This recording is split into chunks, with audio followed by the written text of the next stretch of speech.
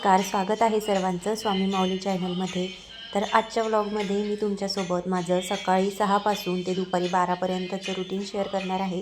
त्या वेळामध्ये मी घरातली कामे कशी करते आणि किचन ओटा कसा स्वच्छ करून ठेवते, त्याचबरोबर घरातली इतर भांडी कशी स्वच्छ ठेवते, तर हेच आज मी तुमच्यासोबत या व्हिडिओमधून शेअर करणार आहे। तर व्हिडिओ स्किप न करता शेवटपर्यंत नक्की बघा आणि तुम्ही जर चॅनलवरती नवीन असाल तर चॅनलला लाईक, शेअर आणि सबस्क्राईबसुद्धा करा आणि व्हिडिओला हाईपसुद्धा करा। चला तर मग आजच्या व्हिडिओला सुरुवात करूया।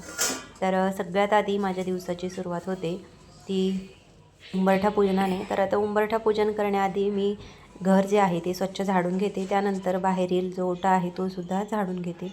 तर ओटा अगदी छोटा आहे त्यामुळे लगेच झाडून पुसून होतो।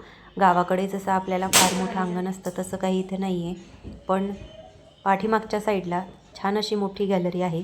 तर तिथे मी छान छान अशी छोटी छोटी झाडं लावलेली आहे आणि तुळशीचं वृंदावनसुद्धा आहे। तर तिथे हवं तशी मी एखाद्या वेळेस रांगोळी जी आहे तर ती काढते आणि बाहेर उंबरठ्यावरती सुद्धा मी छान अशी रांगोळी रोज काढत असते। एखाद्या दिवशी असं होतं की रांगोळी काढायचं राहून जातं, पण तरीही मी साच्याच्या सहाय्याने लक्ष्मीची पावले किंवा मग गोपद्म रांगोळी जी आहे तर ती काढून घेत असते। असं म्हटलं जातं की आपला उंबरठा जो आहे तो कायम रांगोळीने सजलेला असावा आणि त्यासोबतच आपल्या दाराच्या समोरसुद्धा छोटी का होईना एक रांगोळी आपण नक्की काढावी। तर छोट्या मी रांगोळ्या ज्या आहेत त्या रोज काढत असते। तर सगळ्यात आधी घर झाडून घेतलं। सकाळी लवकर उठून मुलांचा टिफिन करायचा असतो, सकाळची कामे सगळी आवरायची असतात, तर ती मी पटापट आवरून घेते। जवळपास सगळी कामे माझी 11 किंवा 11:30 आणि फार फार तर 12पर्यंत सगळी कामे आवरून जातात। याच वेळामध्ये मी देवपूजासुद्धा करून घेते आणि माझी नित्यसेवा जी आहे तर तीसुद्धा मी करत असते। तर आता इथे मी सगळं घर झाडून स्वच्छ केलेलं होतं, कारण रात्री जरी आपण झोपण्याआधी घर सगळं झाडून घेतलं तरी देखील मुलं थोडंफार कचरा करतातच आणि दुसऱ्या दिवशीसुद्धा सकाळी अंथरूण वगैरे आवरून घेतल्यानंतर त्याचीसुद्धा थोडीफार धूळ ही एवढी तेवढी जमा होतेच। तर ते सुद्धा झाडून घेते। तर बाहेर इथे एकदम छोटीशी जागा आहे। गावाकडे जसं आपल्याला मोठं अंगण असतं तसं अंगण इथे नाही, पण आपल्याला रांगोळी वगैरे काढता येईल एवढी छोटी जागा इथे आहे। तर इथे छान रांगोळी मी काढत असते आणि उंबरठ्यावरती सुद्धा छान हळदीचं लेपन जे आहे तर ते मी करत असते। तर आज होता शनिवार आणि आज सगळी कामं मग मी पटापट आवरून घेतली आणि घरामध्ये थोडंफार जाळं झालेलंच असतं, तर ते सुद्धा मी स्वच्छ करून घेतलं, कारण आपण कितीही स्वच्छ केलं तरी 4थ्या-5व्या दिवशी थोडंफार जाळं तरी घरामध्ये दिसतंच। तर जाळं जे आहे ते शनिवार आणि मंगळवारी काढलं जातं, त्यामुळे मग आज शनिवार होता आणि सकाळी थोडा वेळ पण होता, म्हणून मग मी घरामध्ये जे काही जाळं जळमटे होती तर ती जी दिसली ती मी काढून घेतली। त्यानंतर सगळं घर मी स्वच्छ पुसून घेते। आता घर पुसण्यासाठी मी इथे पाण्यामध्ये फिनाईल आणि लिंबूसुद्धा घेत असते आणि आज तर शनिवार आहे, तर प्रत्येक शनिवारी आणि अमावस्येला पाण्यामध्ये लिंबू आणि मीठ त्यासोबत हळद हे सगळं एकत्रित करून मी सगळं घर स्वच्छ करून घेत असते, जेणेकरून आपल्या घरामध्ये जी काही नकारात्मक शक्ती असते ती बाहेर जाण्यास मदत होते। त्यामुळे मग पाण्यामध्ये ह्या सगळ्या वस्तू टाकून मी घर जे आहे ते स्वच्छ करून घेते। तर आज शनिवार होता म्हणून मग थोडं लिंबू आणि थोडं मीठ घालून मी घर जे आहे ते छानपैकी पुसून घेतलं आणि त्यानंतर सुंदर अशी उंबरठ्यावरती रांगोळी मी काढून घेतली। दाराच्या बाहेरसुद्धा छान रांगोळी काढली आणि त्यानंतर मुलांचा टिफिन करायचा होता, तर तो मी करायला घेतला। तर आज बऱ्याच दिवसांपासून मी चणे नव्हते केले, तर चणे मला करायचे होते त्यामुळे मी ते आज करायला घेतले। तर हे गावरान चणे आहे ते करत असते। काबुली चणे जे येतात तर ते चवीला फार बरे वाटत नाही, त्यामुळे मग मी गावरानच चणे जे आहे तर ते करत असते। हे चणे मी कधी मसाल्यामध्ये तर कधी रस्स्यामध्ये करत असते। तर छान असा पातळ रस्सा मी करते आणि त्याच्यामध्ये हे चणे करते, चवीला एकदम भारी आणि छान असे होतात। आणि त्यासोबतच कधीतरी मुलांना स्कूलसाठी टिफिनमध्ये द्यायचे असतील तर त्यावेळेस मी असे कोरडे करते, कारण मग टिफिनमधून भाजी वगैरे सांडण्याची शक्यता असते किंवा भाजीमधील जे रस्सा आहे किंवा जे तेल आहे तर ते खाली सांडतं, त्यामुळे मग मी टिफिनमध्ये द्यायची असली की अशी कोरडीच भाजी करते। तर आज मला कोरडी भाजी करायची होती, त्यामुळे मग त्यासाठी मी सगळं साहित्य घेतलं आणि सगळ्या ज्या भाज्या होत्या त्या चिरून घेतल्या. तर इथे मी 2च कांदे घेतले होते, त्याच्यासोबत टोमॅटो, थोडा कोथिंबीर. तर हे सगळं मी छानपैकी बारीक चिरून घेतलं. तर आता टोमॅटो आणि कांदा वगैरे जो आहे तो छानपैकी बारीक चिरून घेतला आणि त्यानंतर मला भाजी फोडणी घालायची होती. तर त्याच्यासाठी मी तयारी केली. तर इथे मी एक छोटा कुकर आहे तो ठेवून घेतला. आता पातेल्यामध्ये सुद्धा आपण भाजी करू शकतो, पण मग बऱ्याच वेळा आपण चणे जे आहे ते आधी उकळून घेतो आणि बऱ्याच वेळा डायरेक्ट कुकरला फोडणीला घालतो. तर मी इथे वगैरे जे आहे ते आधी उकळून घेत नाही, डायरेक्ट कुकरमध्ये फोडणीला घालते. कारण त्याने काय होतं, आणि जर आपण आधी उकळले आणि त्याचं पाणी आपल्याला असं वाटलं की याच्यामध्ये पाणी जास्त होतं, तर आपण ते पाणी वापरत नाही. त्यामुळे चण्याचा जो अर्क आहे तर तो सगळा निघून जातो आणि त्यामुळे मग भाजीसुद्धा चवीला पाहिजे तितकी आपल्याला छान होत नाही. त्यामुळे मग मी डायरेक्ट चणे जे आहे ते असे कुकरलाच फोडणीला घालते. तर इथे मी कुकरमध्ये थोडं तेल टाकून घेतलं, त्याच्यामध्ये जिरे मोहरी घातली आणि त्यानंतर त्याच्यामध्ये थोडा कांदा टाकून घेतला आणि टोमॅटोसुद्धा टाकून घेतले आणि ते छानपैकी मंद आचेवरती परतवून घेत होते. आणि तोपर्यंत इथे मग मी गव्हाचं पीठ मळायला घेतलं, कारण मुलांना सकाळची घाई असते. स्कूल जे आहे ते सकाळी लवकर असतं, त्यामुळे मग सगळा स्वयंपाक पटापट करायचा असतो.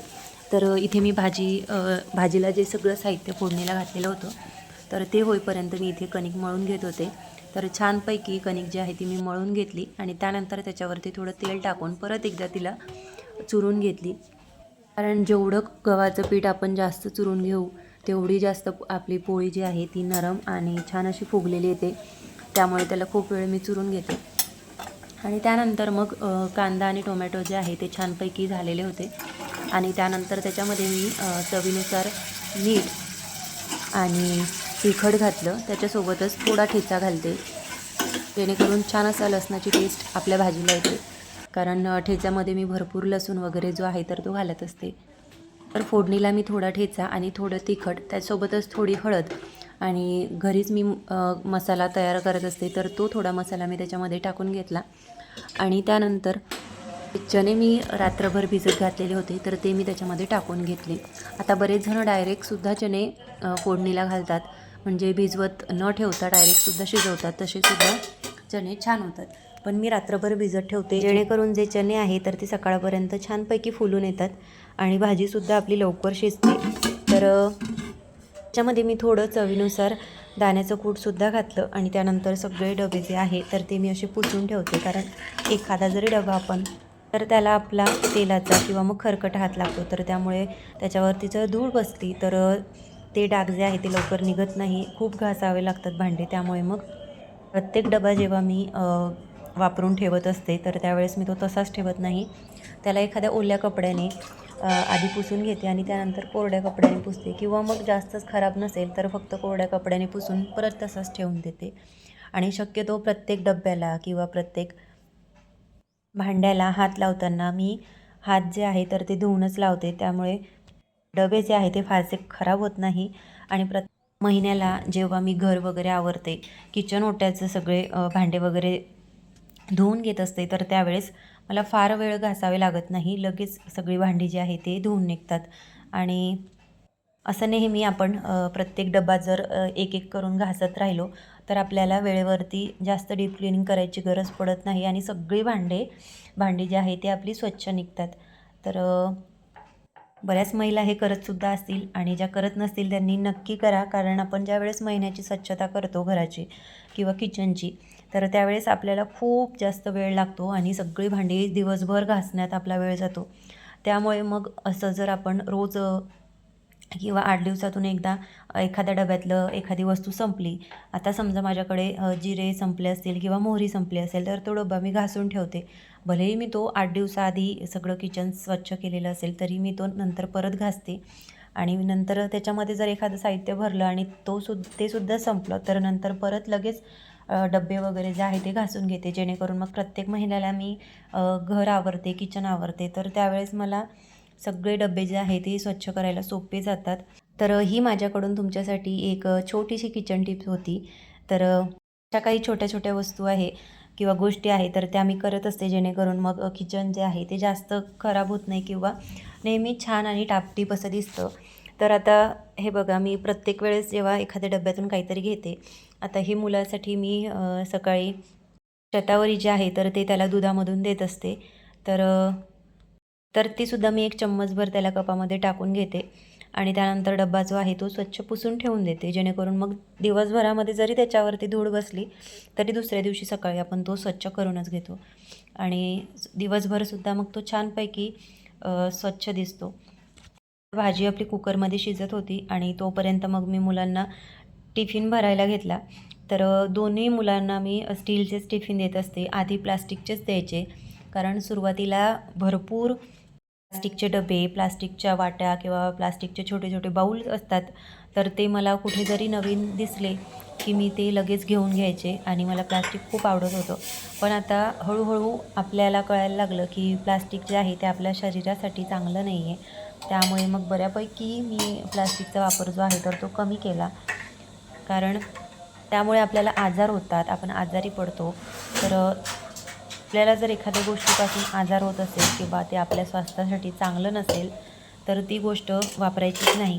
म्हणून मग मी सगळं जे काही प्लास्टिकचं माझ्याकडे भांडे असतील किंवा बाऊल असतील, छोट्या वाट्या होत्या, त्या सगळ्या मी ठेवून दिलेल्या आहे. त्या मी वापरतच नाही.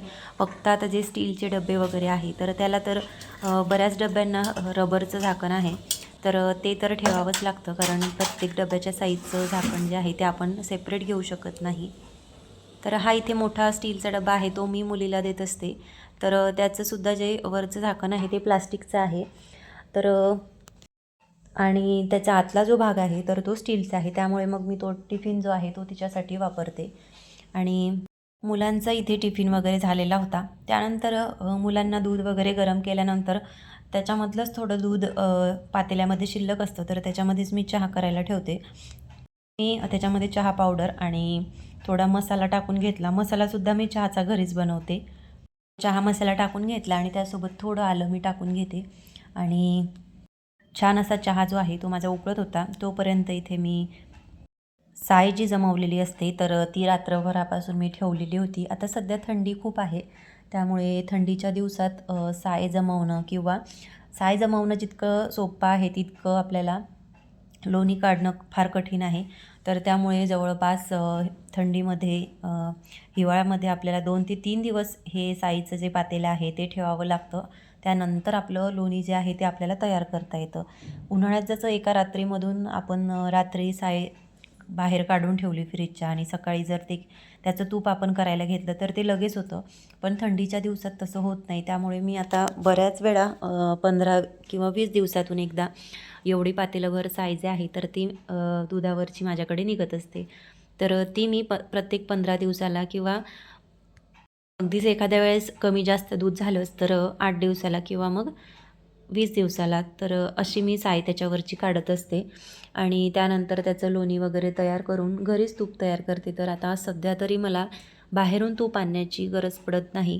फक्त आपण जे काही हिवाळ्याचे लाडू वगैरे वळतो तर त्यासाठी मी जेवढं लागेल तेवढं तूप आणत असते आणि त्यानंतर घरच्यासाठी रोजच्या वापरासाठी किंवा देवांसाठी, देवांच्या ज्या वाती आपण फुलवाती भिजवून ठेवतो तर त्यासाठी जे तूप आपण वापरतो तर ते जवळपास सगळं मी घरीच तयार करते. कारण पावभर तूप जे आहे तर ते प्रत्येक 15 दिवसाला किंवा 20 दिवसाला तयार होतं. त्यामुळे मग ते बऱ्यापैकी पुरून उरतं.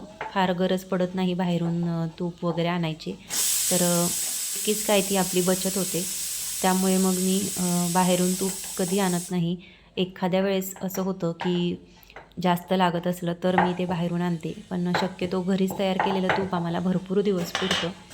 तर ही साय मी आता जमवलेली आहे. आत्तासुद्धा याचं बऱ्यापैकी लोणी होणार नाही असं मला वाटत होतं, म्हणून मी ते परत झाकून ठेवून दिलं. आता संध्याकाळी मी त्याचं लोणी जे आहे तर ते तयार करणार आहे. तर त्यानंतर मग इथे मी मुलांसाठी माझ्या पोळ्या वगैरे टाकून झालेल्या होत्या. मुलं स्कूलमध्ये सुद्धा गेलेले होते आणि त्यानंतर जेवढा पोळ्यांचा गोळा राहिलेला होता तर तो मी टाकून घेतला.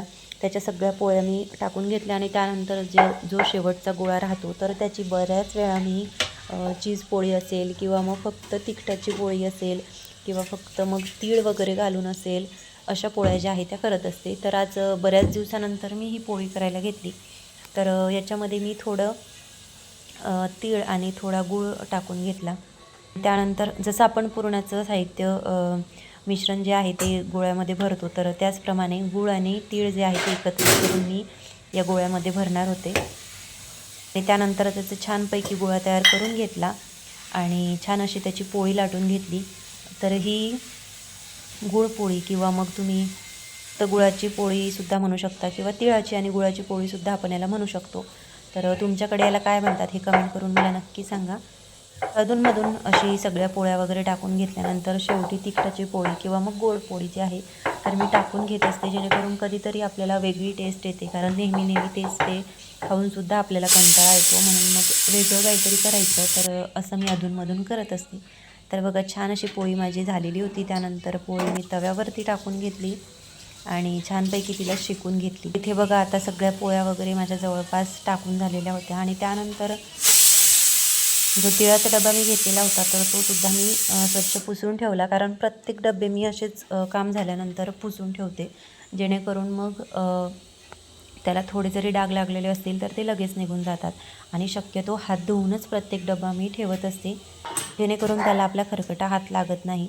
तर इथे सगळ्या पोळ्या टाकून झाल्या होत्या. त्यानंतर मग जे उरलेलं पीठ होतं तर ते मी पिठाच्या डब्यामध्ये टाकून दिलं आणि त्यानंतर पिठाचा डब्बासुद्धा मी बाहेरून छानपैकी पुसून घेते आणि त्याच्या खालीसुद्धा एवढं तेवढं कचरं जमा होतंच, तर ते सुद्धा मी रोज अशाच प्रकारे पुसून घेत असते आणि त्यानंतर डबा परत त्याच्या जागेवरती ठेवून देते. आता इथे माझी गुळाची पोळी छानपैकी शेकून झाली होती आणि सगळ्या पोळ्यासुद्धा झाल्या होत्या. तर गुळाची पोळी छानपैकी शेकून घेतली. त्यानंतर किचन ओटा मला स्वच्छ करायचा होता.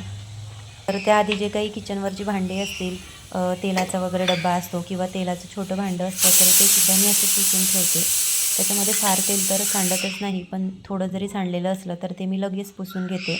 आणि मिठाचा वगैरे डबा असो तर मिठाचं जे झाकण असतं त्यालासुद्धा थोडाफार हात लागतोच, तर ते सुद्धा स्वच्छ पुसून ठेवते. त्यानंतर जेवढे भांडी माझी गोळा झालेली असतात तर ती सुद्धा मी स्वच्छ पुसून ठेवून देते. आणि जे काही ताटं वगैरे असतात किंवा सकाळच्या काही गडबडमध्ये एखादं ताट आपण मुलांसाठी दूध वगैरे देण्यासाठी किंवा मग बिस्किट वगैरे ठेवण्यासाठी घेते, तर अशा छोट्या छोट्या प्लेटा ताटं असतात, तर ते सुद्धा मी एका ठिकाणी व्यवस्थित गोळा करते आणि बेसिनमध्ये ठेवून देते आणि लगेच मग सगळी भांडी वगैरे जे आहे तर ते घासून घेते. तर इथे गुळाची पोळी तयार झालेली होती, तर ती मी एका छोट्या प्लेटमध्ये काढून घेतली.